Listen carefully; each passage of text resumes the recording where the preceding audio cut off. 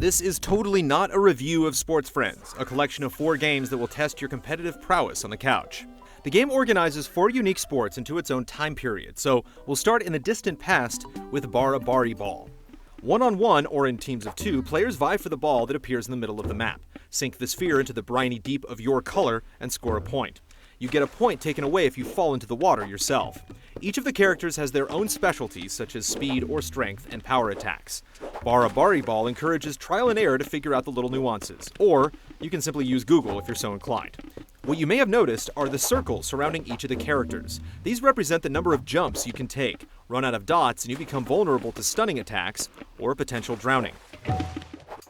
There's a recognizable Smash-esque quality to the game: attacking, platforming, guarding edges. The 7 different levels give the game some variety, but without a full team of 4 experimenting with strategies or battling on the same level, the game loses some of its great, frantic quality.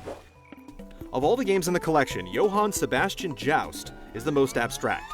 Up to 7 people hold PS3 wands. Each person tries to shake everyone else's wand. That's it. That's the only rule. If you dig through the options a little bit, you can find ways to add your own music, have the music affect the sensitivity of the wands, and a couple of secret items to add to the game. The point is, none of that matters. Your wand shakes, you're out. Once again, the winner is Blue Player. This is the game you played outside on dusty fields or empty streets when you were a kid. One big rule: a million ways to win. The only ref here is in the palm of your hands. Stand still, crouch down, use your butt to bump into other people. All that matters is winning. No 2 games play the same. That's how you play. It's a professional. For those of you looking for something a little more of the ball and stick variety, there's Super Pole Rider. But the ball here is suspended above the field, and the stick can vault you to new heights or simply whack your opponent over the head. Your objective is to get the ball to the other side of the field. Sounds easy, but it's not, as you'll need to spin your stick either to hurl yourself forward or find yourself in some rather interesting situations. One stick controls your movement while the other one controls how you'll swing that stick. It's played with either 2 or 4 players, but you'll get more out of the chaos with more people waggling and vaulting to try to take control of the ball. Each arena presents a new obstacle to avoid or overcome, but unlike the other games, each of the characters play the same way. Give it a chance to grow on you. It might take a few games to get a real handle on your pole. Finally, you should not underestimate Hawkra, but you probably will.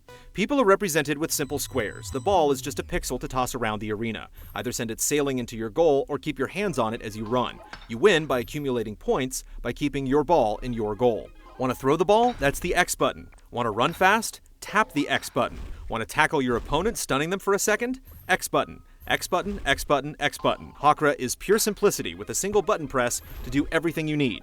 Well, except maybe bringing 3 other people to the couch, since this is only a 2-on-2 game. No more, no less. The 8 different boards provide a change of pace, as well as an option for you to make your own if you're so inclined. Advanced options give your little squares specialties, such as running fast or tackling hard, but the vanilla team gets the job done provided your communication doesn't break down to yelling and pointing at the screen. Take each of the elements of the games in Sportsfriends separately, and you're bound to be underwhelmed. But we have yet to talk about the one central ingredient across all 4 games: the player. There's a quote that starts each time you turn on the game. No one on their deathbeds ever said, "I wished I spent more time alone with my computer." Gaming is often a solitary pursuit. Not Sportsfriends. Most of the sections can be played with 2 people, but you will need 4 just to get a good team going in any of these games. There's no online component, no AI to speak of. It's just you and the person beside you. Each of the titles can be played with only a few button presses, or in the case of Joust, none at all.